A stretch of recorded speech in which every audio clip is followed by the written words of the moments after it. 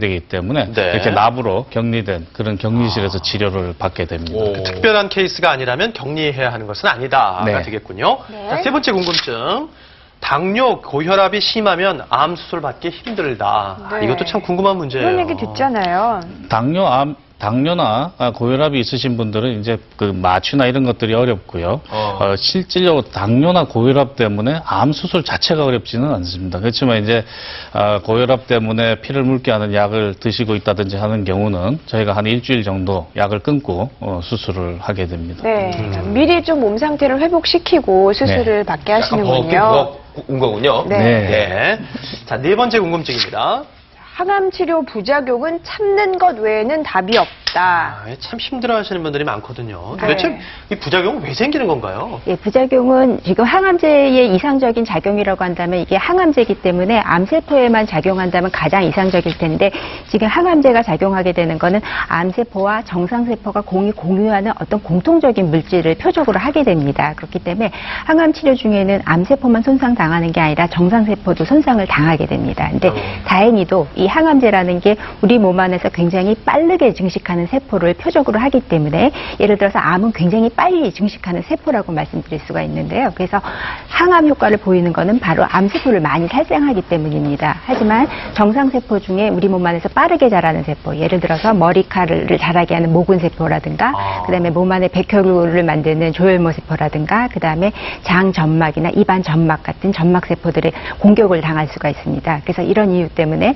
항암제 치료 중에는 흔하게 탈모가 발생한다든가 또 백혈구가 떨어지는 백혈구 감소증, 그다음에 이제 구내염, 설사 같은 합병증이 흔하게 발생할 수 있습니다. 그렇군요. 그러면 그렇게 항암 치료로 생기는 부작용들을 그냥 참는 것밖에는 방법이 없을까요? 아니죠. 좀 완화하는 방법이 네, 있으면 좋을 맞습니다. 텐데요. 항암제 부작용을 완화하는 방법은 굉장히 많습니다. 여러분 그거 절대로 참으실 필요가 없는 거고요. 사용하는 항암제 종류, 그다음에 환자분의 상태에 따라서 사실은 나타나는 부작용은 굉장히 다양하고 정도도 다양하게 나타날 수 있습니다. 현재는 치료법뿐만 아니고 그런 부작용을 조절할 수 있는 완화 치료법도 굉장히 많이 발전한 상황이기 때문에 반드시 주치의하고 상담한다면은 부작용 완화 충분히 하실 수 있습니다. 네. 그렇습니다. 바로 이 부분이 오늘 방송의 포인트죠. 자, 항암 치료 부작용 때문에 고생하시는 분들, 주변 가족들도 굉장히 고생을 많이 하십니다. 그렇습니다. 대처하는 방법 지금부터 알아볼게요. 자, 요 치료받고 나면 식욕부진과 구토 증상이 온다고 그래요. 네. 이걸 어떻게 대처를 해야 되느냐? 하루 6번에 나누어서 식사? 그러니까 조금씩 여러 번 부담 없이 드시라는 네네. 뜻이군요. 예, 맞습니다.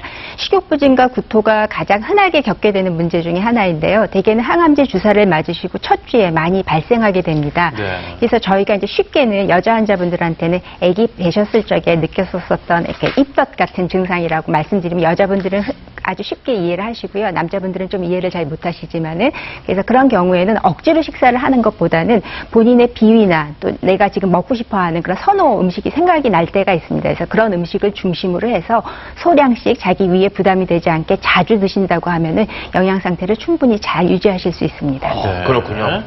이거 많아요. 탈모 무조건 온다고 저는 얘기를 들었거든요. 네. 자, 대처법. 혹시 이덕화 씨를 소개해 주시고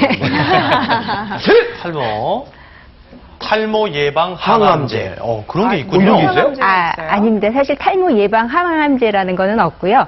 항암제 종류 중에 이제 다들 이제 그러니까 탈모 정도는 어느 정도 있는데 아주 심하게 탈모가 되는 항암제하고 비교적 탈모가 적게 되는 항암제 이렇게 나눌 수가 있습니다. 그런데 주치의가 항암제를 환자를 위해서 선택을 해줄 적에는 사실은 효능이 제일 중요합니다. 그래서 어떤 암인 경우는 어쩔 수 없이 심한 탈모를 겪어야 되는 항암제를 효능 때문에 써야 되는 경우가 있기 때문에 꼭 탈모 때문에 스트레스를 받으시지 마시고 또 치료를 다 마치시고 나면 또 다시 머리가 자랍니다. 그래요? 네, 이런 부분은 극복하실 수 있습니다. 네. 아, 일단은 치료가 우선이군요. 네, 다시 잘하는군요. 네. 세 번째, 변비하고 설사가 온답니다. 이럴 때는요, 물과 이온 음료 하루 10잔을 먹어라.